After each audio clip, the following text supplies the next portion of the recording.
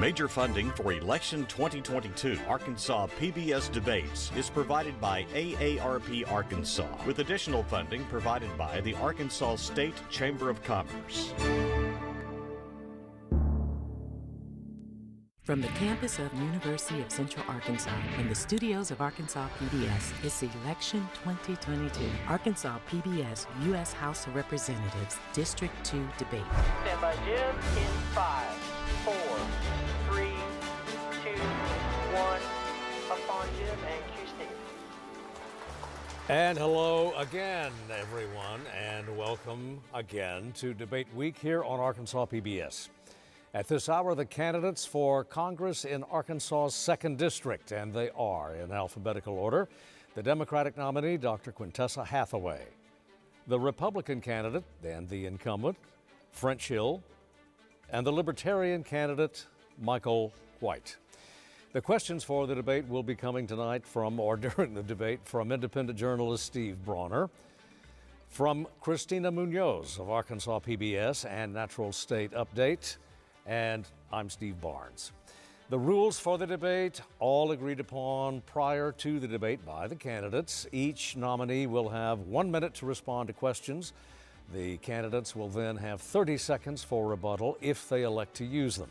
At the conclusion of questioning, each candidate will have 1 minute for a closing statement.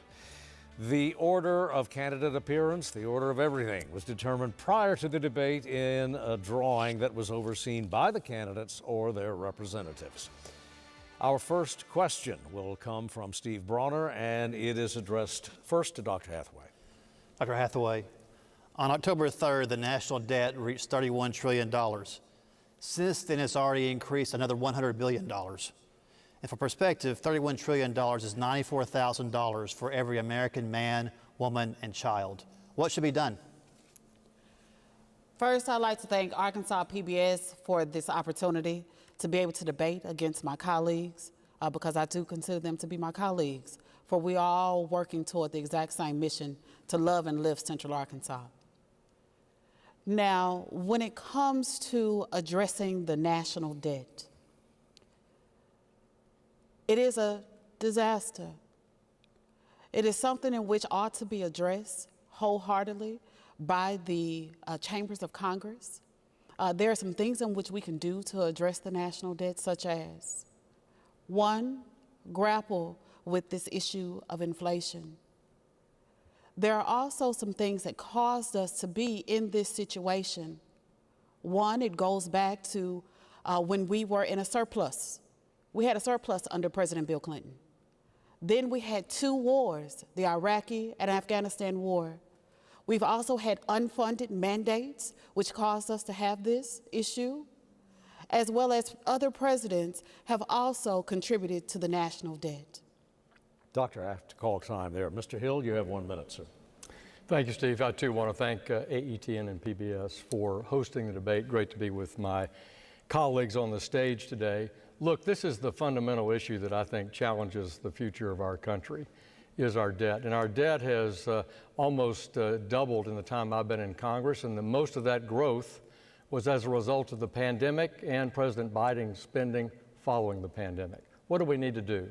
Go back to pre-pandemic spending levels and debates and prioritize it. And secondly, get bipartisan support for reforming the 2/3 of the budget that drives that debt, which are our mandatory spending programs, which we can only reform through a bipartisan project. And we need leadership from the president. We didn't get that leadership from President Trump, and we've not gotten that leadership from President Biden. So we need that effort in order to do it. Finally, we need a balanced budget amendment to the Constitution. And I got that on the House floor in 2018 for a vote. Thank you, sir. Mr. White, 1 minute. Well, thank you. That's a great question. $31 trillion in debt is continually blamed on each party. We have Republicans and Democrats, each blaming the others for it. The truth is it takes bipartisan support to get $31 trillion in debt. This is not a new thing. We've been working on this for a long, long time, and we continue to get the same talking points from both the right and the left about how to solve it. Fiscal responsibility, sound money, and sound monetary policy are the diet and exercise of government. If we want to make anything better in this country, we have to get back to those principles. I'm the only candidate with an actual plan to do so. I have what's called a Track Back to Prosperity Act. It sets a 10-year run rate legislative agenda, which brings us to a balanced budget via either Article 5 Convention of the States or some other legislative method. But at the end of the day, this is a moral question. How much of the lifestyle that we want to live in this country today do we want to borrow on the backs of children not even yet born? And I don't believe that the two-party system is equipped to handle it. Thank you very much. Dr. Hathaway, you have 30 seconds. I am going to agree with Mr. White when he talks about this being a moral issue. Our value systems are wrapped into the national debt. Our priorities ought to be placed on helping those that are the least of these. Our priorities should also be placed upon simple Arkansas families, hard-working Americans, and that is where our focus ought to be. Back to you, Mr. Hill, for 30 seconds. Well, look, I have voted for a balanced budget in my time in Congress, but it didn't pass the House. It's hard work. You can craft a budget to balance in either a 10-year window or a 20-year window, but as I say, the core effort of that has to be reforming the long-term mandatory spending programs, which the Congress doesn't even vote on an annual basis. Think about that. We don't even vote on 2/3 of the spending that's driving that deficit. So it takes bipartisan effort. I agree with Mr. White on that, and I'm not going to quit fighting to get that bipartisan consensus. Well, Mr. White, 30 seconds. Well, thank you very much. Congressman Hill speaks a big game about fiscal responsibility. He does talk about it. Representative Jim Jordan even called him out over a balanced budget amendment that occurred after $2.2 trillion in basically printed money for a CARES package, a $1.5 trillion omnibus spending bill. It would seem to me that Congressman Hill is indicative of what we have going on in Congress, which is, I believe, wisdom on the matter of fiscal responsibility and how to end inflation has always been chasing him. Somehow, he's always been faster. Thank you. We have another question now. It'd be from Ms. Munoz, and it goes first to Mr. Hill. Yes, thank you. You all have very diverse, different backgrounds. Help our viewers get to know you a little bit better and share what makes you qualified, what you believe makes you qualified for this position. Congressman Hill, we go to you first. Well, thank you, Christina. I've devoted my life to private enterprise. I've been a business person for nearly 4 decades. I've signed the front of paychecks. I've hired people, trained people, accomplished a business mission, been involved in helping other people start their business, pursue their dream of happiness. I've also had the pleasure twice before to try to work for a better country in government. I was a young staffer on the Senate Banking Committee where I learned how to make policy, how to get laws written and enacted into law. And then I had the pleasure of working for President H.W. Bush when he was in the White House, both at the Treasury and in the White House, fighting for solutions for exactly the kind of problems that we face. So, Christine, I think it's my view of being a civic leader here in Little Rock, as a chamber chairman, as a Rotary president, active in my church, my business leadership and entrepreneurship, and my past experience in policymaking that make me a good candidate to continue to represent the people of Central Arkansas. Mr. White, 1 minute. Thank you very much. I, too, am a businessman. I owned and operated a very successful company for almost a decade, employing hundreds of people, dealing with vendors, both domestic and foreign. So I know how to balance budgets. I know how to run teams. I know how to reach across aisles and make compromises. That's just part of my experience. I'm also just an everyday Arkansan. And I believe that representative government ultimately requires people that represent you. I don't necessarily know if many people in Congress today represent the districts that they currently claim to represent. The average income in the Central District, 2nd Arkansas, is around $50,000, but we have people in Congress that are making millions and millions. Do they represent you? Do the problems that occur in your daily life, do they affect them? These are questions I think the electorate needs to ask themselves when they go to the poll this November. And with that, I'll yield my time. Thank you. Thank you, sir. Dr. Hathaway, 1 minute. I am an educator by love and training. I have been teaching for 16 years. Of those 16, 8 here in Central Arkansas, between Little Rock School District, Pulaski County School District, and North Little Rock. I am also currently a professor at Arkansas Baptist College. I am also a part of the private sector. I run an education consulting firm where we go in and teach the best possible research-based strategies to educators, administrators, and the like to shrink the achievement gap and provide more opportunities to our young people. I know what it takes to go to Washington, D.C. and to defend my position, to hold firm on the things that really matter to Central Arkansans. I have worked on a number of campaigns in my home state of Tennessee. I've worked on campaigns here in Central Arkansas, and also I started out working on campaigns when I was in the state of Mississippi. I've registered people all over the South, and I'm fully prepared and ready to take on this position. We now go back to Mr. Hill for another 30 seconds. Well, look, I grew up in this great town and went to Forest Park and Henderson Junior High and in Little Rock and went to Catholic High School. And what I learned from my dad and my grandfather were the value of hard work. And since I was about 13 years old, I've had a job. And I know that hard work pays off, and I know that education pays off. And I've thought about that every day that I've been in Congress. How do we create a society where everybody has the ability to pursue happiness through the opportunity to work and the opportunity to have a high-quality education? And I'm going to continue to fight for those things when I'm in Congress. You have 30 seconds, Mr. White. Absolutely. I think that this entire stage comes down to what we believe our rights are and where they come from.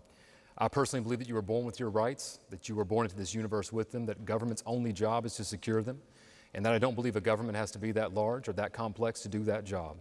Therefore, liberty is always my North Star. I believe it's the guiding principle of everything government should be, say, and do. And with that, I'll yield my time. I have nothing else to add. Thank you. Dr. Hathaway, you have 30 seconds. I love Central Arkansas. It has been home for over 10 years. And I believe that we are going to draw a stark contrast between what has already happened of almost over the last 8 years to a new direction in which we will be going. Arkansas, Central Arkansas is diverse, it is rich, it is the land of opportunity. And I want us to always remember that. Thank you. I yield back my time. Thank you, ma'am. Question first for Mr. White. One of the issues that is driving this campaign not only, well, across the country, but certainly in Central Arkansas and indeed in the capital city is crime. As we speak, the Little Rock police are investigating, depending on how it's counted, the 68th or 69th homicide of the year. Little Rock seems on target easily to surpass its record number of homicides. In addressing the crime problem, is it primarily a federal responsibility, a local responsibility, or what is the mix? How would you address that? Ultimately, I believe it's an individual responsibility. However, obviously the federal government and state governments have a role in this. Look, our criminal justice system fails really for three primary reasons. One is a vast number of things we consider to be crimes are not. No victim should be no crime. We delegate and use a vast number of limited law enforcement resources investigating things that are not in fact crimes. Another reason that our criminal justice system fails is that our penal system fails. We should focus on reducing recidivism and not just locking people up. I'm all for private industry answering public problems, but I believe that these for-profit prisons should be licensed on a recidivism reduction measure. That would mean that they were more in line with what our goals were, which is reduced future crime, not profiting off increased current crime. And last but not least, our bail system does need to be looked at. Most of our local city and county jails are filled with poor people for, again, things that are not actually crimes. Bail reform is getting some bad reputation in certain cities, but those are the three reasons I believe it needs to be what's going on with it and how we can fix it. So thank you. We go to you, Dr. Hathaway, for 1 minute. Our criminal justice system is impacting individuals of all stripes. It is time for us to create some real solutions and utilize the monies that are being pushed down from the Build Safe Communities Act to help states and municipalities to greatly address the disparities that are happening in our penal system. Mr. Hill, to you for 60 seconds. Well, there's no doubt that crime is a crisis not only in Little Rock but across the country, and the American people have spoken loud and clear. They want safe communities. And that's why I reject the National Democratic Party's mantra of defunding the police. We should be funding the police and supporting our police and helping them recruit new generations of leadership in police. And that's primarily, Steve, a local issue that if you want a good police department, you want them motivated and well-trained, that's a responsible principally for our cities and our counties and our states. There's no doubt there. But there's a role to play at the federal level, which is keeping our country safe by having a secure border and not letting drugs pour across that border. And that's why I support the effort to secure the border and make sure that we have the resources there. Finally, as it relates to shifting back to society, I've devoted a lot of my years in Congress to improving efforts to reduce recidivism and give people a chance for a second chance at life when they get out of incarceration. Mr. White, you have another 30 seconds. Absolutely. I think that if you look at it, statistically speaking, a vast majority of our crime occurs in two places in this country. It's the inner city and it's at our southern border. Both of those have something in common, and that is drug profits from the black market drug trade. I personally believe that if we were to have legal, regulated drug markets, we would solve a lot of these issues. A simple thought experiment. If tomorrow we had a debate on the House floor regarding legal, regulated drug markets, do you believe the narco-terrorists at our southern border or inner city gangs would vote for or against such a measure? They would clearly vote against it because it would put them out of business, and isn't that what we want? Thank you. Dr. Hathaway, another 30 seconds. I have taken my students into prisons very early in my career. We have toured the prisons, and they have also sat down and spoken with inmates to give them some hope and inform them that is not the direction in which they are to go. I want you all to know that crime is an ever-going issue. The root cause is poverty. People simply need food on their tables. They need a roof over their head. And when we begin to address the root causes of crime, we will begin to see a better Central Arkansas. Mr. Hill, another 30 seconds. Well, I agree with Mr. White that education and personal responsibility is key. Workforce is key. Work opportunities are key for our young people particularly.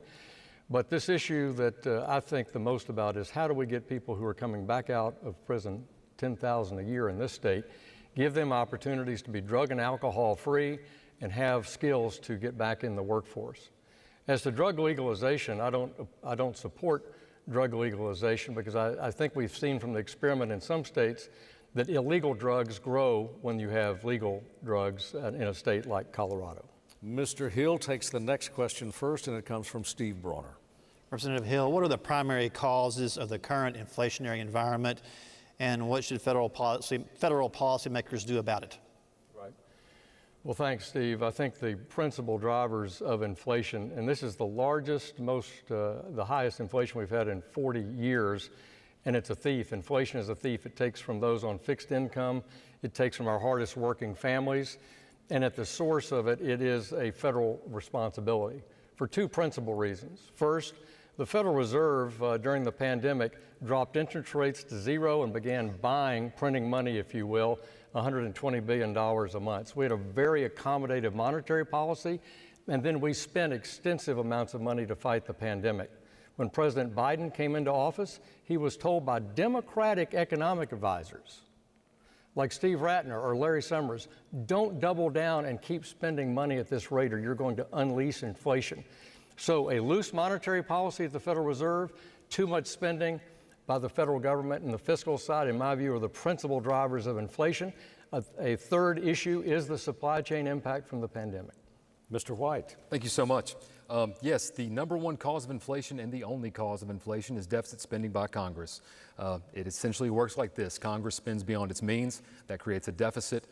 The U.S. Treasury borrows that deficit from a private bank known as the Federal Reserve. And at the behest of Congress, that excess currency is input into the economy, and thus you have more dollars chasing fewer goods, and thus inflation. I do, though, reject the fact that this is somehow a Biden issue or this is someone else's issue. I'll remind everyone at home watching that inflation is not new, it's just now noticeable. We have had deficit spending in this country at least since the turn of the century. In fact, in the past 21 years in Congress, Republicans had an unopposed government 9 of those 21 years, where they controlled the House, the Senate, and the presidency, all simultaneously with no Democrat opposition, and they still managed a deficit in every single one of those financial years. The answer to this problem is quite simply getting spending under control, balancing the budget, and actually passing a budget for once in our history, at least recent history. And with that, I'll yield my time. Thank you. 60 seconds now for Dr. Hathaway. Conglomerations know that there's limited competition in the market. With that being said, there's also an issue with privatization and deregulation that has also occurred that caused us to be in this situation. We need to increase opportunity and competition for all people so that the market becomes more diversified. Because consumers are the ones that these issues are being passed upon. Price gouging also needs to be addressed by the federal government through legislation. The buck is being passed down to average Arkansans. And if we continue to go down this track of not addressing this issue, it's going to continue to hurt our families. I yield back. Mr. Hill, 30 seconds. Well, spending is a key issue, but the Federal Reserve policy of buying that debt and keeping interest rates too low for too long has contributed to this environment. We've not had inflation this bad at 8% plus in 40 years. And the way to correct it is to go back to pre-pandemic spending levels, move towards a smaller deficit, not have an open buying of bonds by the Federal Reserve, deregulate the economy, don't raise taxes on the productive sector, and unleash American energy so that we can get back to the production that we had before the pandemic. Back to Mr. White for 30 seconds. Yes, the only thing that I'll add regarding this is the Nobel laureate economist Milton Friedman once compared monetary printing to alcoholism. He said that the good effects would come first and then you would have the hangover. And we certainly are seeing that hangover now. So fiscal responsibility, again, monetary accommodative policy that's been too excessive by the Federal Reserve is, of course, part of the problem. But at the end of the day, we have a Congress that can't agree on how to balance a budget and hasn't in quite some time. And until we do, we're not going to fix this issue. Thank you. Another half minute for Dr. Hathaway. I don't know why there has not been a conversation about corporations price gouging. It actually happens. And until we begin to address that issue, we're going to continue to see this quandary. Ms. Munoz has the next question. It goes first to Mr. White. Yes, so before these debates happened, we allowed our viewers to submit some questions via social media. So this next one comes from one of our viewers. What are the current main obstacles to installing or expanding on cleaner renewable energy sources in Arkansas? And do you support creating renewable energy sources within this state? And we first go to Mr. White. Absolutely. So I think for the listeners at home, I want to remind you of a simple fact. The same people who can't stop robocalls are telling you that if you just give them more money, they're going to make the weather better. And if that sounds like a scam or it sounds like it doesn't make sense, that's because it doesn't. Now, regardless of whether you fall on the climate change belief spectrum, whether you believe that it is man-made and we must do something now, or whether you believe that it is complete hoax, surely we all can get behind efficiency and modernization. And to the question you ask, modernizing the power grid should be an utmost important priority that we have. We have failing power grids in Texas, failing power grids in California, and they're going to keep failing across this country. Over the past 14 years, we have had no new increase in power production in this country. Don't take my word for it. Go to energyinformationagency.gov. I personally believe the answer is in nuclear, safe nuclear, such as liquid fluoride thorium reactors, molten salt reactors, much like we built in the 1950s at Oak Ridge National Laboratories. And I know I'm running out of time, but I would invite the audience to research those technologies. I'd love to see more of them right here in Arkansas. We go to Dr. Hathaway now with 60 seconds. If you all go to my website, QuintessaHathaway.com, my name is spelled just the way it sounds. It sounds just the way it's spelled, I promise. You all will see a layout of my energy plan, also that for rural Arkansas, rural America, as well as that of urban America and urban Arkansas. We need to transform drastically the direction in which we're going when it comes to bringing about clean energy in this country. I also believe that we need to address the power grid. One point on my plan is that all power lines ought to be grounded within a 3 to 5 year span. We also need broadband infrastructure beginning in the most rural areas of the central Arkansas and bring it inward to the urban areas. These are just 2 ways in which we begin to develop cleaner renewable energy as well as advance energy policy. Mr. Hill. Well, this is a key issue, and I appreciate Mr. White's perspective. We need an all-of-the-above energy strategy. This is an evolutionary process to a carbon-free, less dependent world, not a revolutionary process. It's going to take years to do that. And that's why moving from coal to natural gas and adding in renewables, both here in Arkansas, and we have a deep bench of renewable developers here in Arkansas, is important. But nuclear is key. It's carbon-free. I just took a tour up at Nuclear One in Russellville a couple of months ago. They're going to extend the life of that plant, but we need new plants with modern technology that have less waste, that can be more easily permitted and grown so that we can have nuclear, not only in the U.S. as say 25% of overall power, but that we can export that technology. I was in Eastern Europe in April. They're begging Westinghouse, General Electric to export nuclear technology so they can add nuclear power in Europe. America can lead the way on carbon-free nuclear. Mr. White. Absolutely. Transitions to new paradigms should ideally be pain-free and consequence-free.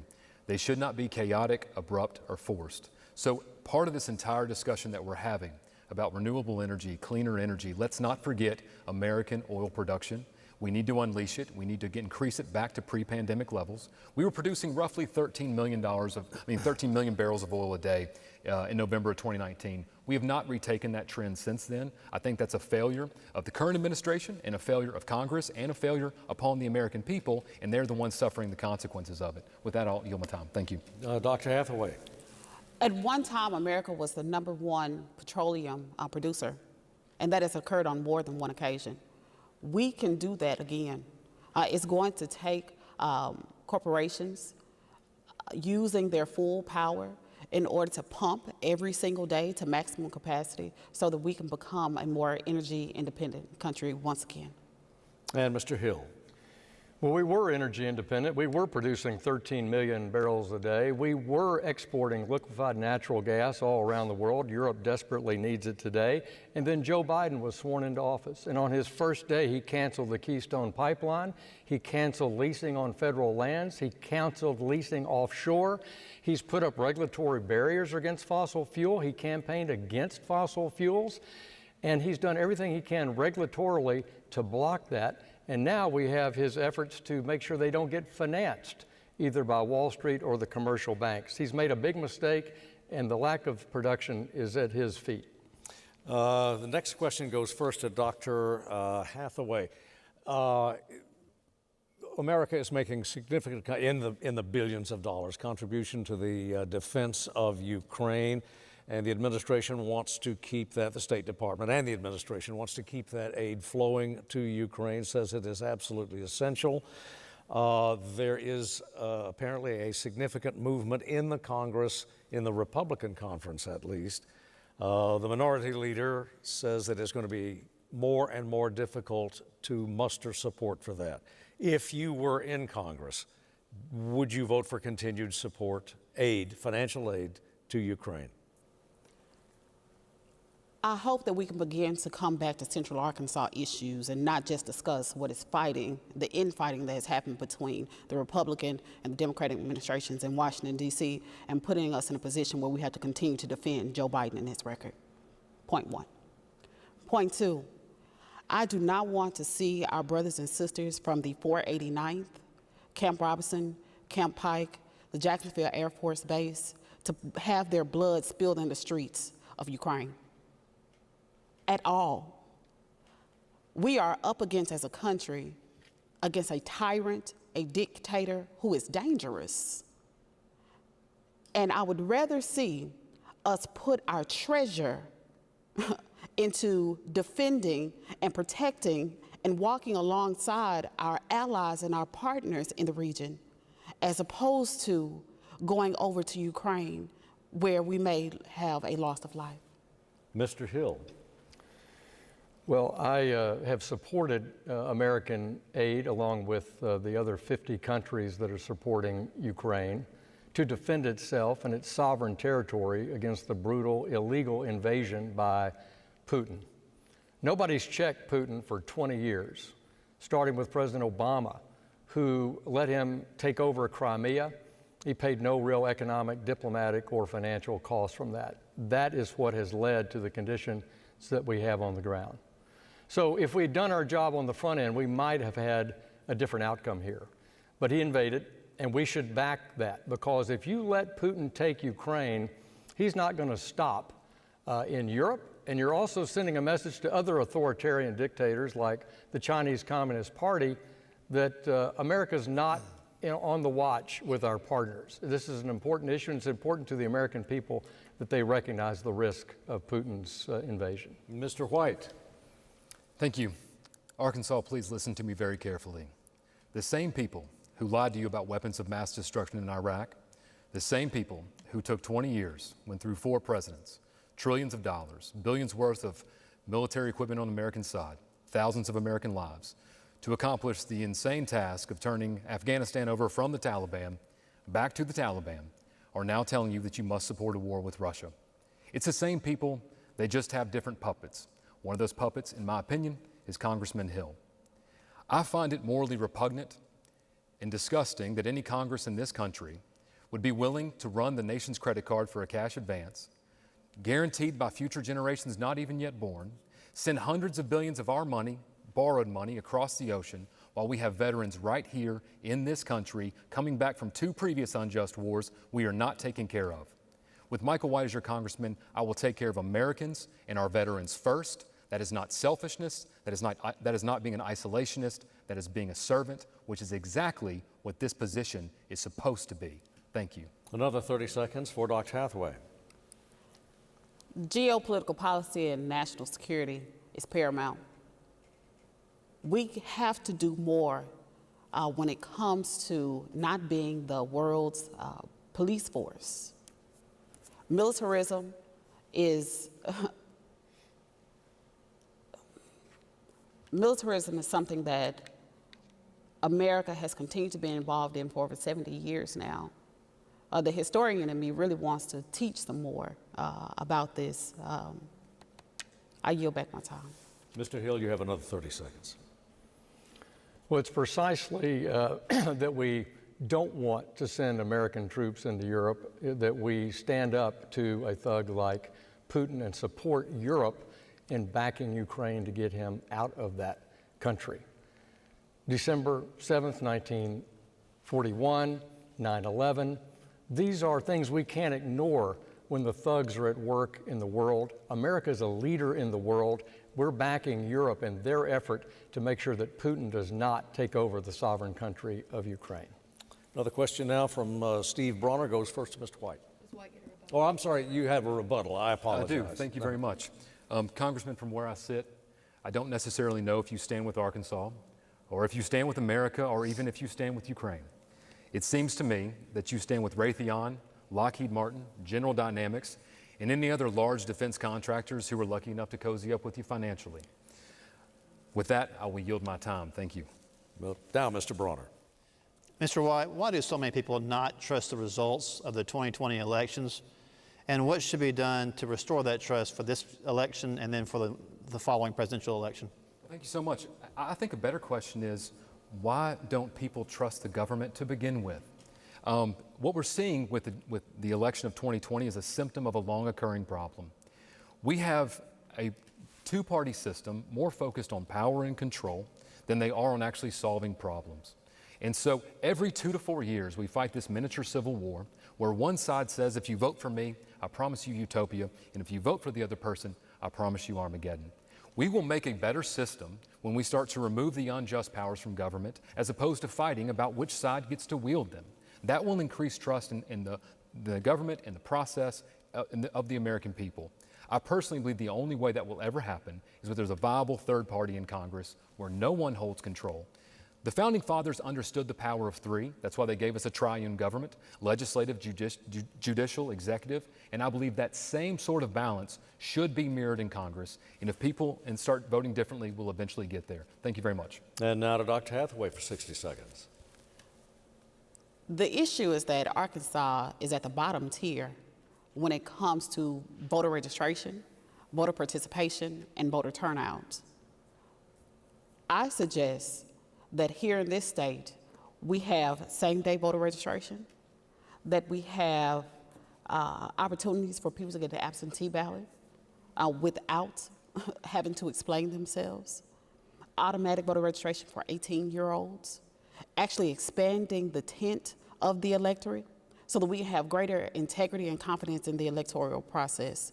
It's going to take widespread civic engagement for people to really learn about what the process is, about what it means to be a voter, and how we can stay tapped into the political process. Now, when it comes to people not believing the certification of the vote, where Joe Biden and Kamala Harris were elected president and vice president of the United States, that election was accurate, it was true, and we all ought to get in line with that. To Mr. Hill. Well, I think it's unfortunate people don't think that the 2020 election was fair. We have that question from time to time in elections, and that's why we have, I think, the brilliance of the Constitution, which allowed the time, place, and manner of elections to be determined in the states, and that power not concentrated in Washington, D.C. And so you've seen our state legislature come along in the last session and try to find ways to make sure that the voting here in Arkansas is accurate, fair. We have 13 days of early voting. It's a transparent process. And in fact, the Heritage Foundation named Arkansas the 6th most effective for election integrity in the country. So I think people should have confidence in their elections. But this is why I reject efforts by the Democratic Party to nationalize elections. They want to preempt state law. They want to make it a federal prerogative to determine how senators and congressmen and the president are elected, including federal financing. And I think that's a mistake. We go back to Mr. White. I have nothing to add. Thank you. Dr. Hathaway, another 30 seconds. Our electoral process is broken in this country. There are no national standards. It is also not written in the United States Constitution anywhere that we have an affirmative, explicit, fundamental right to vote in this country. Go fact check it. There ought to be national standards in which we can all coalesce behind that end racial gerrymandering in congressional districts, which is happening right now, is being heard in the United States Supreme Court, as well as in other places across this country. It is time for us to really be about the fundamental process and being a beacon of light of advancing democracy for all people, despite their racial background, color, creed, and the like. Thank you. Back to Mr. Hill for 30 seconds. Well, we do have a fundamental right to vote in this country, and we have laws that enforce that right to vote for all of our citizens over 18 years old. It's something this country has fought for, developed, and pursued for decades to ensure that's the case. And one of the things that should bring hope and strength to our local people is that the time, place, and manner of our federal elections are governed by the local people in our local states. And so if you want to improve the electoral process, you can do that right in your own state and not be dependent on the Congress. We are going to pause our questioning for just a moment. That will allow me to remind you that the candidates can participate in a press conference directly following this debate. And you may participate as well, if only by watching. You can scan the QR code on your screen, scan it with your mobile device, and we will repeat that QR code periodically through the balance of our debate. The next question comes from Ms. Munoz, and it goes first to Dr. Hathaway. Yes, thank you. Let's talk about higher education. I think most would agree that the rising cost of higher education is making college unattainable for some Arkansans. Should the federal government get involved, and if so, how? Or is it supply and demand, and the federal government doesn't need to be involved in the cost of college? Dr. Hathaway, to you first. My students were extremely happy the day that they found out legislation had been signed through executive order that their student loans would be forgiven. The fact that this money is going to be applied to our students' accounts directly, especially those that have come from low socioeconomic backgrounds, that's going to give them a leg up once they come out of college, whether it's by graduation or by separation from the institution. That's going to give them an opportunity to be able to go out and start their own businesses, to purchase a home, a vehicle, to be able to invest in themselves and in their families as well as their communities. That part of the conversation ought to be had, made real, and understandable to all people when it comes to the passage of the most recent legislation. Mr. Hill. Well, unfortunately, there wasn't any legislation regarding student loan forgiveness by President Biden. He unconstitutionally initiated this forgiveness by executive order. And while I have complete empathy to the families burdened by that $1.3 trillion in student loan debt, the origins of it are a very cynical attempt by President Obama to pay for the Affordable Care Act by preempting all private sector lending and making the federal government earn that interest and earn those fees. So they're in fact a predatory lender. President Biden proposed this forgiveness that is a detriment to the 87% of people that don't have a student loan or worked hard to pay off their own student loans or put themselves through college without a loan. He didn't make a single idea to reform the program. He just said, we're going to forgive it. So we're still digging this hole deeper because of the failed student loan program at the federal government. It deserves major reforms. Mr. White has 60 seconds. Thank you so much. This is one of those issues that highlights why government sometimes is the problem and not the solution. There are two areas in our economy where government is more involved than anywhere else. That is education and healthcare. And it is not without coincidence that those two areas consistently have prices rising higher than inflation. For instance, since 1963, the average cost of college tuition has increased 37 times. To give you an idea of what $1,000 was in 1963 compared to today, it's $9,500, which means college tuition has outbeat inflation 4-to-1. This is because of government interference, not because of a lack of government interference. When we talk about this issue with student loans, my only question is make it make sense. The American people are being told simultaneously, student loans are bad, we must forgive them. But then the next day, we're going to go right back to writing new ones. I say get the government out of student loans, out of the universities, have them find price points that are affordable for their students, and we will see college tuition begin to come down. Thank you very much. We go to Dr. Hathaway for 30 seconds. Couple things. One, there is no explicit right in the Constitution for individuals to have the right to vote. That's one. Number two, student loans are a crisis. The president did have record this as an executive order, meaning that once he leaves office, this could easily be waxed away. Also, the Republicans are fighting day after day to keep student loans from being removed, to cancel those student loan debts. You all, over $1 trillion is dedicated to student loan debt in this country. We have to do something better to address this matter. Got a call. We go to Mr. Hill again for 30. Well, we should do something about it, and Republicans are for reforming the system. We don't think the federal government should be in that business, number one, but if they're in that business, it ought to be limited to books, tuition, room, and board. Right now, it's an open-ended checkbook. There's no underwriting. There's no coaching. Our higher ed institutions are pushing this debt on families that have no recourse about it. How would I reform it? Number one, they ought to have a financial literacy training before they take out a student loan. And number two, the universities should be on the hook for part of it. And finally, we should let employers pay it off for good employees that they hire. Question now we go first to Mr. White, rebuttal. I apologize. Not a problem. I will echo some of the things that Congressman Hill said. Again, I do not believe the federal government should be involved in this whatsoever, and if we are involved, in a very limited capacity. At the end of the day, free markets determine their prices by very efficient price discovery. If people are not guaranteed to be able to borrow for a product, you will see prices come down. Competition is what drives prices down, and free markets do so. It's the same reason that a flat screen TV 20 years ago was $10,000, and now you can get one for $100 and a corn dog at a Black Friday sale at Walmart. The same thing can happen in education. We just need to let it occur. Thank you very much. And now to Mr. Hill. My apologies again, sir. The entitlement programs, many have said, or as acknowledged, are an enormous part of the federal budget.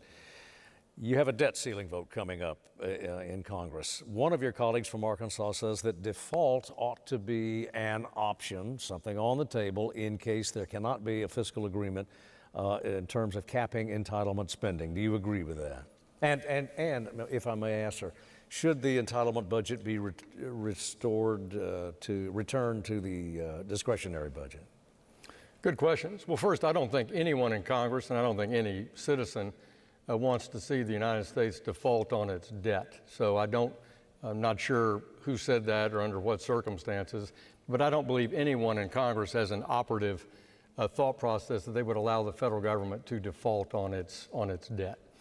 So that's number one. Number two, I think the entitlement programs, as you referred to them, the mandatory spending programs, which are Social Security Disability, Medicare, Medicaid, VA benefits, should be debated in Congress and appropriated on an annual basis or on some regular basis. We have a lot of programs that we reauthorize every 5 years, and that might be an effective way for these mandatory spending programs. It's wrong that they're on autopilot without the regular reform opportunity by Congress. And this is a real challenge. In the 60s, it was only 30% of the budget was mandatory spending. Now it's 70% of budget. It's flipped, and it's driving our deficits and our debt. We go to Mr. White. Thank you. Well, first off, let's just go ahead and predict how this is going to go. We're going to have Republicans and Democrats hemming and hawing on Twitter, social media, any news station they can about fiscal responsibility, ending social programs, the back and forth, the theater of opposition we're going to get every time, and guess what's going to happen? The debt ceiling is going to get raised, and it will keep getting raised, and it will keep getting raised and raised and raised until we have real solutions to this problem. I agree with Congressman Hill that mandatory spending programs should be moved to discretionary spending so that we can talk about them. Unfortunately, with the current paradigm we have in Congress, that's just going to mean more argument. That's all it's going to be, is more things for them to argue about, less solutions. Because I hope the American people are waking up to the fact that the two-party system is more concerned with optics and division than they are actually concerned with real solutions. And with that, I'll yield my time. Thank you. Dr. Hathaway. I want to go back for just a moment when we came to the topic of higher education. I know while attending the Jackson State University in Jackson, Mississippi, there was a financial literacy course seminar that we took before we received our student loans, whether that be a Stafford student loan subsidized or a Stafford student loan unsubsidized. Those things are already happening at many of our colleges and universities throughout the nation, one.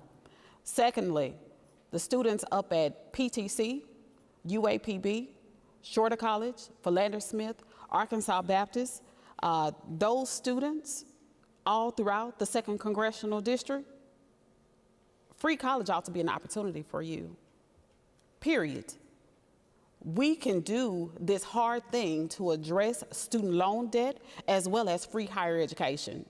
Go check out my platform. It speaks directly to how to transform pre-K through higher education, because it's time. Mr. Hill, 30 seconds. Well, I would reiterate that I think it should be on budget and that we should have long-term reforms. And I would just say that Congress has come together before. In fact, it was a very similar economy than we have right now. High inflation, high debt, concern over the budget deficit. And that was in 1983, the last time that we had significant reforms to the Social Security program put in place on a bipartisan basis, led by Tip O'Neill and Ronald Reagan. And I think we can do that again, but the key point is it has to be on a bipartisan basis. Mr. Hill. Oh, excuse me, Mr. White. No problem. He brings up the reforms of Social Security by Tip O'Neill and Ronald Reagan in 1983. It wasn't but just a breath later that Congress began robbing those funds to pay for other things.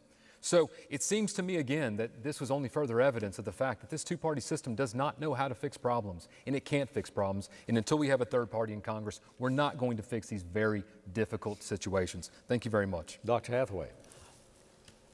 The word entitlement is being used as if people did not work to receive Social Security benefits. It's the nation's social safety net. It was built on the promise that we would not be in bread lines, that we would have roofs over our head, that we would have food on our tables. And something has to be done, because at one time, Social Security was being paid into a point of for 30 people to 1. If we do not begin to address this, the Social Security Trust is going to run out by 2033, between 2033 and 2035. If we do not begin to address this issue, for every dollar that we end up putting into the system, it's only going to pay for that year or potentially the next year. Families are hurting behind this pandemic, hurting still. People have lost loved ones. Got to close. Okay. Got to close. Doctor, we're simply out of time. Mr. Bronner has another question, and it goes first to Dr. Hathaway. Dr. Hathaway, what lessons can be learned from COVID that could be applied to the current healthcare system and also to a future pandemic?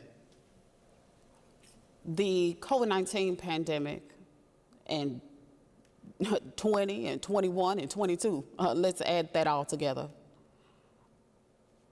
has been one in which we have never seen before, at least over the last 100 years. People literally lost families, lost family members. It touches upon every fabric of this country.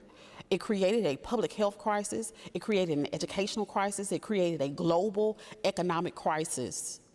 And if we do nothing more than just study and research what the social and political ramifications of this thing is and how we can best move forward, to create a team of individuals to really analyze the COVID-19 pandemic, and to have the best healthcare professionals to be able to analyze the global pandemic. I think that's one step in the right direction. Mr. Hill.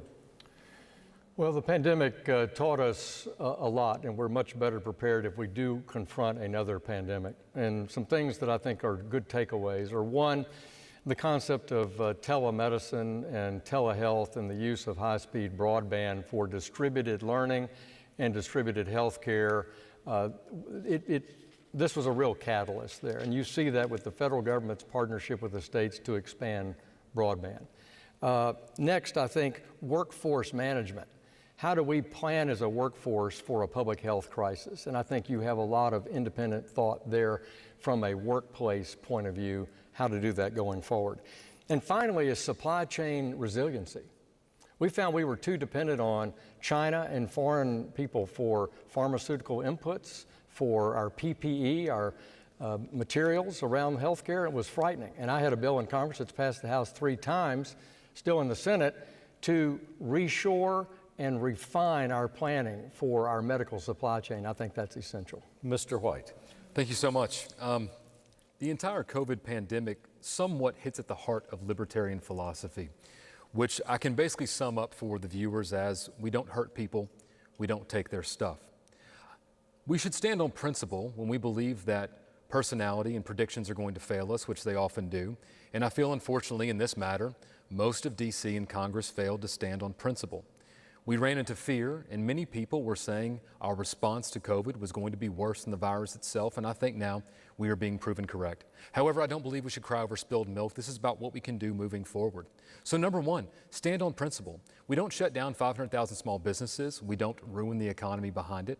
But yes, true, telehealth, stress tests of our supply chains, and a dynamic workforce management are things we learned well from the pandemic. But we are seeing now a healthcare worker shortage, and we need to be addressing that very shortly because we will not be prepared for another one should it come. Thank you very much. Dr. Hathaway, 30 seconds. I had a conversation with one of the vice presidents at UAMS back in January of this year, and she talked about there being shortfalls when it came to individuals being able to enter into the healthcare industry, as well as there's a reduction or a limited number of minorities entering into the healthcare field. And she talked about the lack of recruitment or the inefficiency of recruitment for minority healthcare workers. That's one. Secondly, we need to take a deeper dive and look at the root causes of the pandemic. There's about to be a more extreme version of the coronavirus that is being kicked around in the news right now. I have to call time, Dr. Hathaway. I'm sorry. Mr. Hill, 30 seconds. Well, I think the point about healthcare workers is an important one made by both of my colleagues, and it's a key issue across the country. We need to recruit and retrain and retain and train new healthcare workers. Period, not just pandemic related. And I also agree with Mr. White's point. If we knew in February of 2020 what we know today, we would have not shut down the entire economy. We would not have shut down every faith community, every school, every small business. We would be able to learn to live with these kind of viruses and put more responsibility on individuals. Mr. White, you have 30 seconds. Again, Congressman Hill, unfortunately, we don't get to drive in the rearview mirror. That's why principle matters. If you want a job where you only need to make decisions during easy times, Congressman, you might want to get a new job. So we're going to have challenges constantly, and standing on principles is important. Again, don't hurt people. Don't take their stuff. Don't devalue their currency with excessive monetary printing. Don't shut down their businesses. Don't mask their children. Don't close down their faith centers in their schools. And with that, I'll yield my time. Thank you very much. We have reached that point in the broadcast where it's time for closing statements. Again, they were decided, the order of closing statements determined earlier. Mr. Hill. Well, first, let me thank AETN and PBS again for our debate forum today, and each of you for your participation, and thank my colleagues for joining me on the stage. Look, I have worked hard for the last 8 years representing the people of Central Arkansas. I've helped economic development efforts. I've gotten $40 million back for our veterans in Central Arkansas. I've tried to do legislation. I've had bills signed into law by all 3 presidents that I've served under in the House. I've worked bipartisan to do a good job to put forward the best interest, not only of Arkansas and the 2nd District, but the common welfare of our whole country.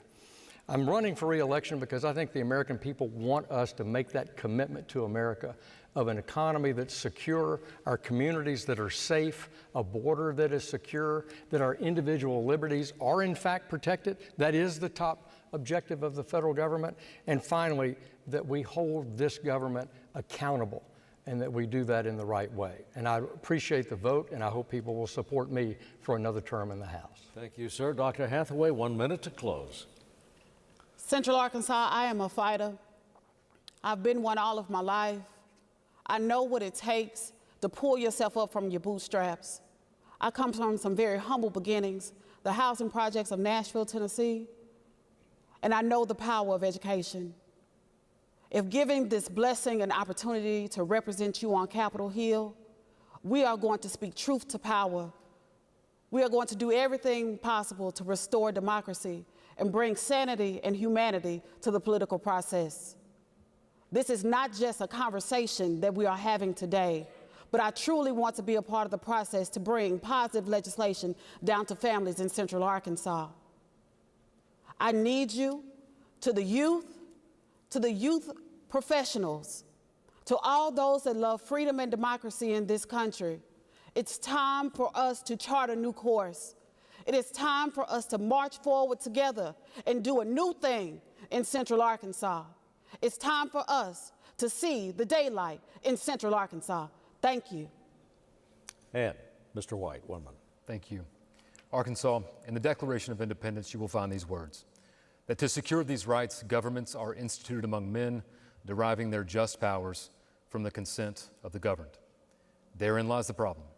The powers that govern us are no longer just, and they should no longer have your consent. That means this November, you must be willing to go to the polls and vote not in line with this two-party narrative, but rather in line with your beliefs and common sense, grabbing the reins of liberty and steering this country in a direction that will benefit your children and your grandchildren and those not even yet born. Arkansas, I love you. Arkansas, I believe in you. Arkansas, I know you can do this. My name is Michael White, and I'll be the best congressman you've ever had. You have nothing to lose and everything to gain by giving me your vote in November. God bless America, and God bless Arkansas. Thank you so much. Our thanks go to our 3 candidates for Congress in Arkansas's Congressional District. You can watch or rewatch this and all the PBS debates on demand at the Arkansas PBS YouTube channel, on the PBS video app, and on the PBS Arkansas website. Now, the candidates, again, have the option to participate in a press conference directly following this broadcast, which will air on YouTube as part of our live stream. So you can scan the QR code on your screen right now and start watching on YouTube. Again, our thanks to the candidates, our thanks to our panel, and of course to the audience. Tuesday, November 8th, Election Day. Thanks again.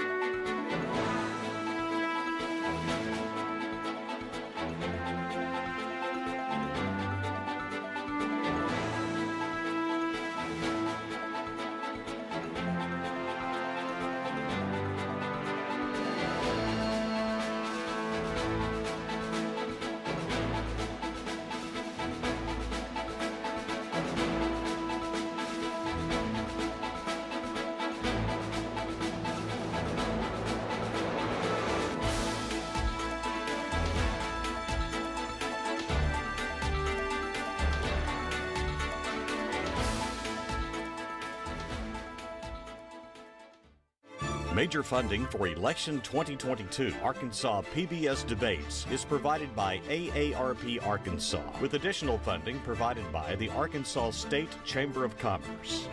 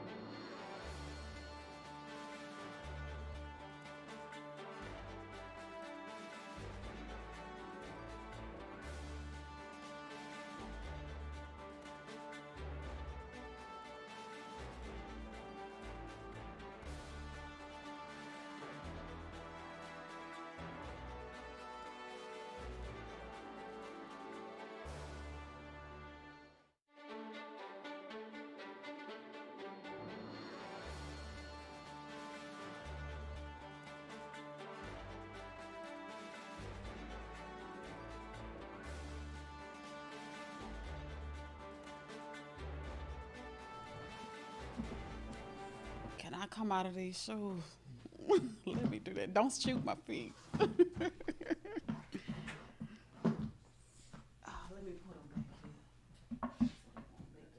back here.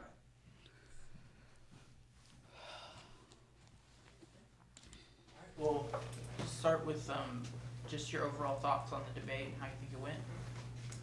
I think the debate went phenomenally.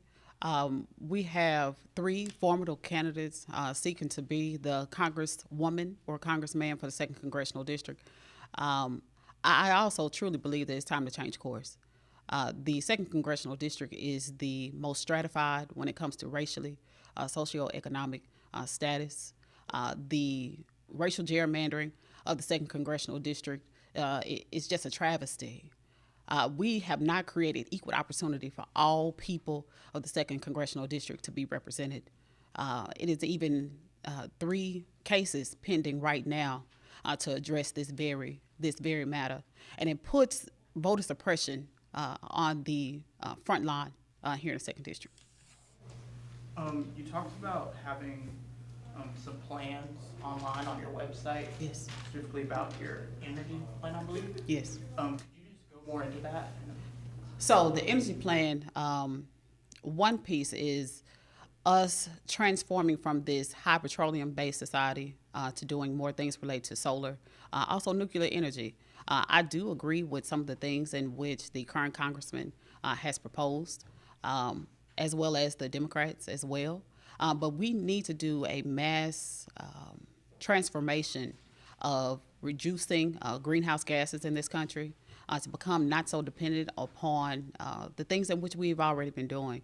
You all go to the website, look at the platform. It's a very broad swath of information addressing many issues pertaining to poverty, pertaining to rights of all people, LGBT individuals, LGBTQ individuals. It covers immigration. I mean, it just goes down through the whole gamut. How do you rate the job that President Biden is doing? Here's what I'm going to say. I am running for the 2nd Congressional District to represent all the people of all stripes. President Joe Biden, one of his titles is Chief of the Party. That is one of the constitutional principles outlined in our U.S. Constitution. He is doing the very best that he can to bring some things to the table and to the fold, just like any other previous president has done, whether they be Democrat or Republican. We are all about the business of improving the status of this country and bringing progress for all people. But I'm not going to sit here and give him a letter grade by any means. There are good things that come from both parties. Some of the best ideas are coming out of both parties, and I want to be a part of the bipartisan process of creating legislation and working with my colleagues on both sides of the aisle, whether they be Democrat, Republican, Independent, centrist, liberal, conservative, and the like, so that we can do some great things for the people of the 2nd Congressional District. Is there anything that he's done that you disagree with, or you think by and large the decisions he's made as president have been all good? I believe that Vice President Kamala Harris, as well as President Joe Biden, are addressing the matters that are most pressing to everyday Arkansans, those in Central Arkansas, and it's coming down directly to our district.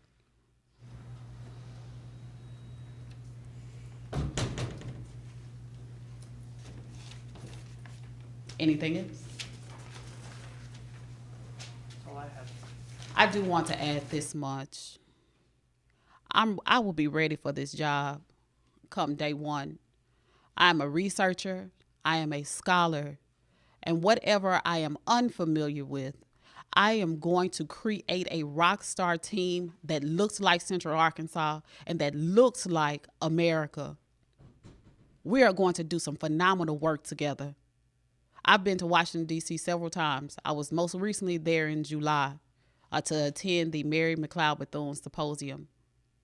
I know what it takes. I have created and developed teams. I know how to hire and fire people. And I know what is necessary, truly from the depth of my heart. And I'm going to bring Central Arkansans with me, those that are current and former elected officials, those that chair the Democratic Party auxiliaries, I'm going to take them with me.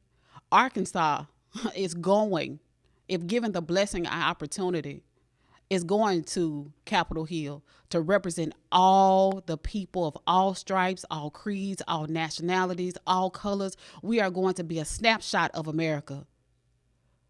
Believe in this dream with me, you all, so that we can really be about the business of taking Central Arkansas onward, forward, upward, and outward in a real and dynamic way. Thank you all.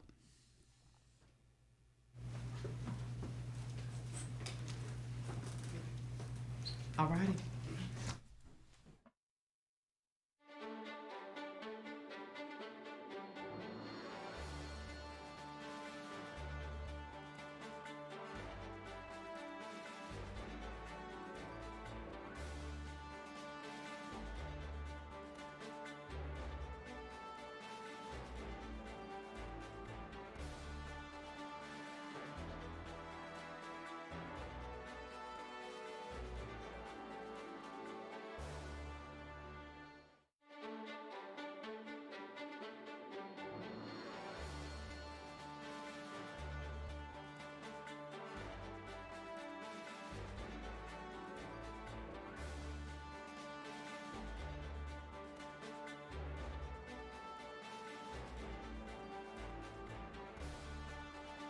Yes, voting says there's no place to put anything.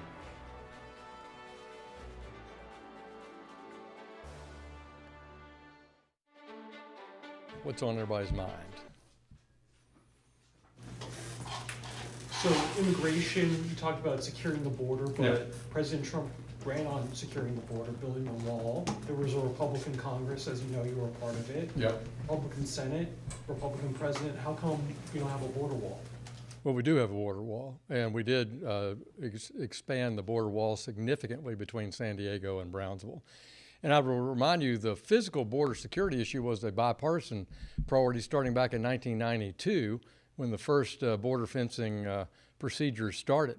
And so in the Trump years, they got the border wall extended in the desert going towards San Diego. They got it improved between San Diego and the ocean. And they built for the first time border wall down the Rio Grande Valley sector, which is where most of the illegal border traffic has been. So we did improve the border security during that period of time, approved by spending in Congress. Secondly, we added judges to the adjudication of asylum cases. We improved what's called interior enforcement. That is enforcing the current laws of trying to prevent terrorists coming in the country and deporting felons in the country that are here illegally. So there were a lot of things that were positive, including technology. I've been to the border 7 times, extensively, meeting with Border Patrol agents, county judges, sheriffs, the state police, getting a feel, and I've done that since I was elected and went to office in 2015.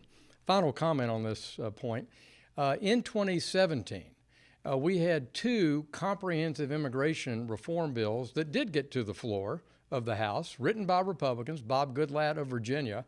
I voted for both of them because they're better than current law. They would have reformed the immigration system in a better way. And I regret that we did not get those through the House and through the Senate. I think it's a missed opportunity during the early days of the Trump administration. So why should voters trust Republicans on the immigration issue? I know it's something that Kevin McCarthy's talked a lot about being a major issue for voters. Why should voters trust the Republicans on this? Well, be more specific. What do you mean? I mean, we actually delivered on border security and we put forward concrete proposals. We did not get any Democratic support, and we didn't have 60 votes in the Senate to move them forward. My solution to that, and what I've advised my colleagues in the House to do, is tackle these things more narrowly.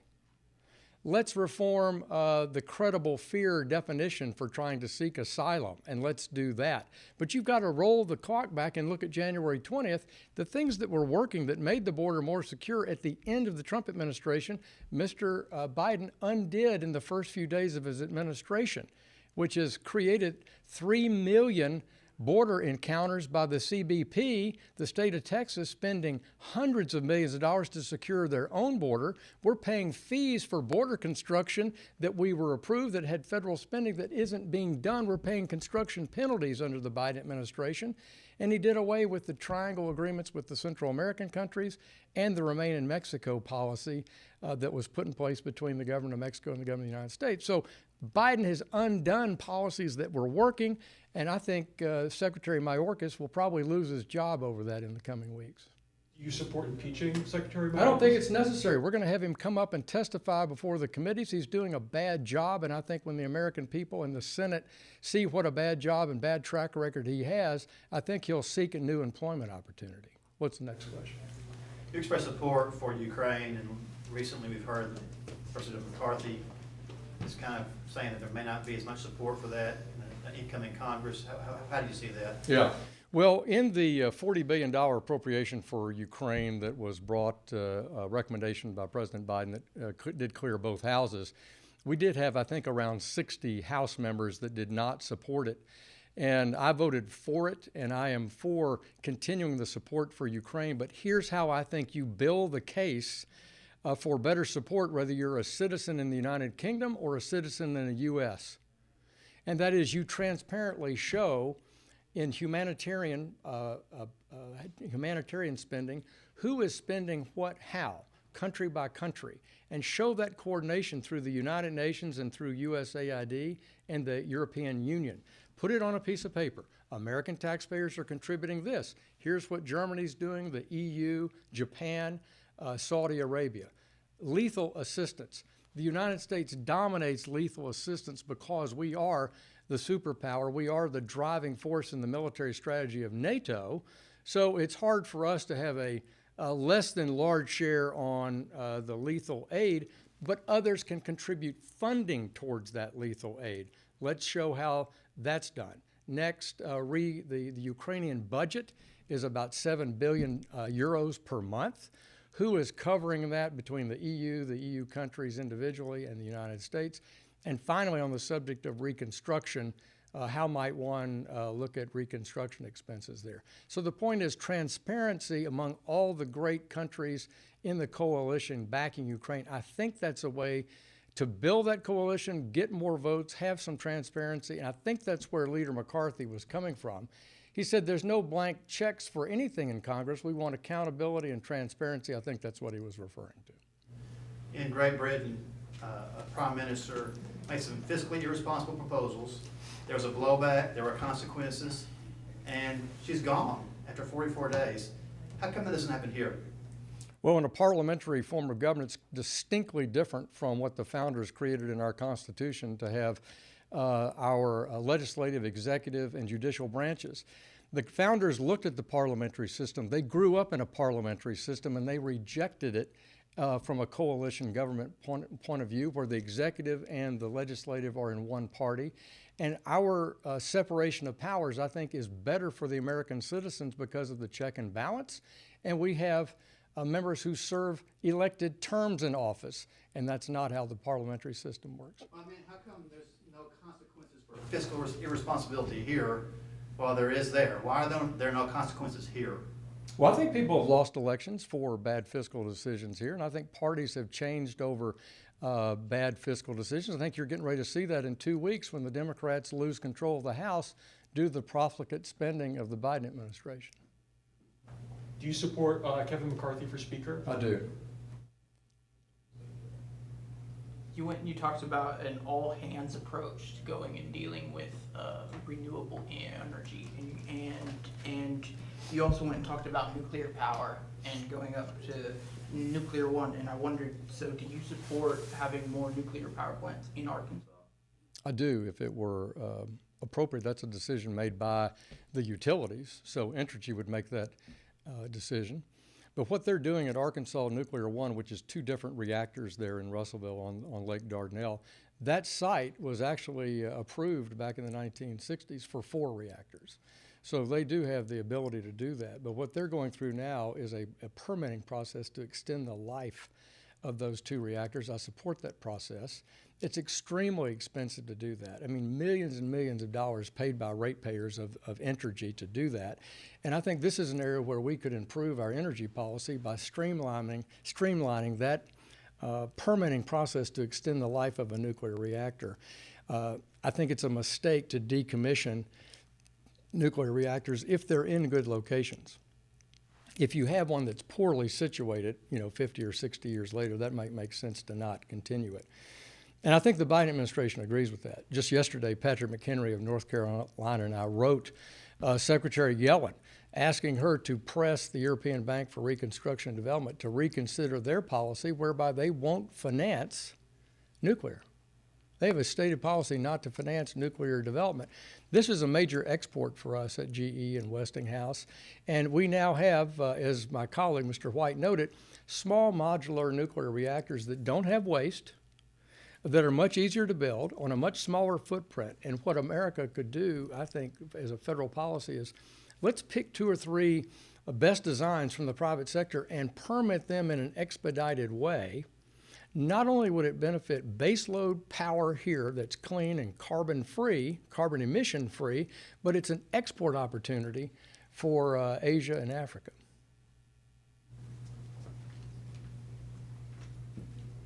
Anybody else? Thanks for coming up and covering our race. Appreciate that.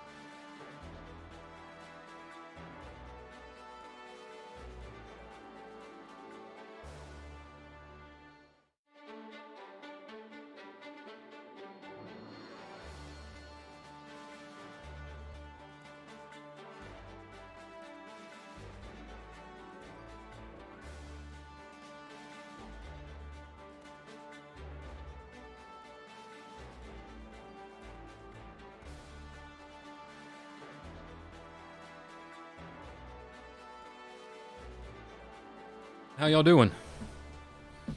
All right, so what questions you got for me? You talked a lot about the 2-party system today. Absolutely. But there's no libertarians in Congress, so what's going on there? Where's the disconnect? You're saying people don't like the 2-party system, but they keep voting for Republicans and Democrats. That's a great question. I think a big part of that comes down to, first off, funding an organization from a party system. Libertarian Party is the 3rd largest party in the United States. However, on a comparison basis to the Republican and Democrat Party as far as donor list, organization, the amount of the machine that can get somebody elected, it's just still so small. And it's going to take some time to get there, but we're going to. I believe we're going to. I personally believe the Libertarian Party's future starts from the ground up, with local offices being occupied first here at a state level. Remember, we're putting 56 candidates on the ballot right now in Arkansas. But that's kind of answers your question. It's a money thing and it's a time thing, and it's just going to take time and money. So, what is your take on the National Libertarian Party?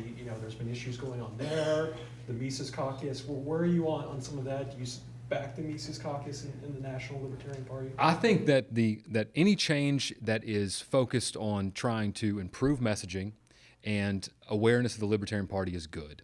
I personally, and this is just a personal opinion, would like to see less infighting at the Libertarian Party on a national level. But anytime you get a group of people together over political ideology, you're going to have infighting. That's going to happen. I would personally like to see more infighting, though, after occupying some more offices in the country. I think that'd be beneficial for the LP. But again, I don't speak for the LP National, and so that's just my opinion. To follow up on what he just said. Sure. Even in Arkansas, you've got Spectrum is Ricky Harrington on one side and Total Anarchy on the other. Okay. Do we need to move more in one direction or the other for the Libertarians to become more successful? I think so. I'm a personal believer in incrementalism. I believe that the Republic took 250 years to get to this point, and it's going to take a long time to unwind some of these bad policies.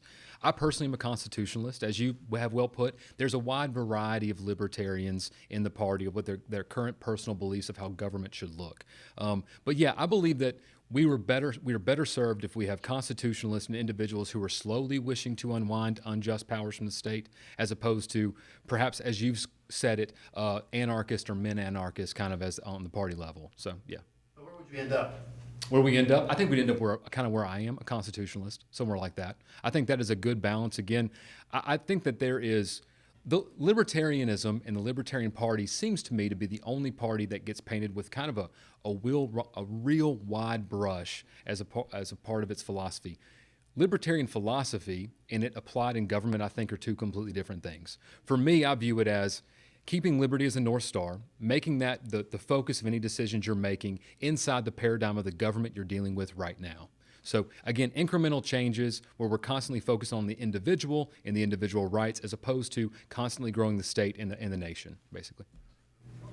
There was a question about the last pandemic and what should we do for the next one. You talked about how, the government shut down businesses, et cetera. We had more than 1 million people who died from the COVID pandemic. So if we had another pandemic that was even worse than that, what is your position? What should be the federal government's role? Shouldn't it be to help, save lives? Well, so the Constitution declares that the federal government has an obligation to the general welfare of the country. And unfortunately, sometimes that gets misinterpreted as the specific welfare of a small group of people. Again, hindsight being 20/20, but I believe that the principles of libertarianism and the principles of individual liberty dictate, again, you don't hurt people, you don't take their stuff. We had 1 million people die because of really bad policy. You had from almost the onset of the pandemic, bad messaging.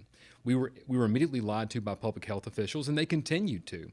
There was continuing evolution of goalposts. There was always mixed messaging. I feel like what the government should have done is educate people and, again, focused more on personal accountability. We know that the majority of COVID deaths had a median age of 82 with 4 comorbidities.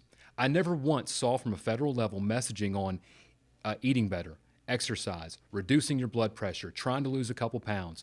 No focusing was on that whatsoever. It was on lockdown, zero COVID policy, and restricting the ones of us that were least vulnerable to the virus to benefit those that may have been most vulnerable. But then still, a number of states, you had essentially retirement villages turned into what were, for lack of a better word, death camps, like, for instance, Cuomo in New York and other places.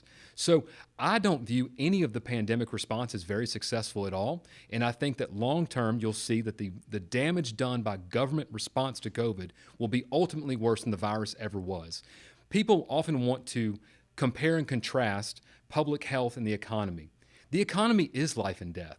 When people can't make a decision or aren't able to afford both their prescriptions and their heat bill, do you think that over a macroscopic range that doesn't affect mortality of individuals? When people can't afford or have access to preventative care or cancer treatments because hospital systems have been locked down, do we think that doesn't have an overall reaching effect on mortality of populations? So again, to answer your question, I don't think the federal government handled it well. If we have one of these happen again, God help us, we should handle it differently. I can stay here all day, so come on, ask me some more questions. On entitlements, Sure. You and French Hill agreed that it should be discretionary spending, Social Security, Medicare, Medicaid, that should be reviewed by the federal government every year or every 5 years, et cetera. There's a lot of Arkansans who are dependent on that stuff, people who paid a lot into their Social Security Yes. and Medicare. There's a lot of people who are dependent on Medicaid. The state expanded that 10 years ago under Obamacare. So, what is your position? You mentioned incrementalism. There's a lot of people who just want to cut those programs. Are you one of them? No, not at all.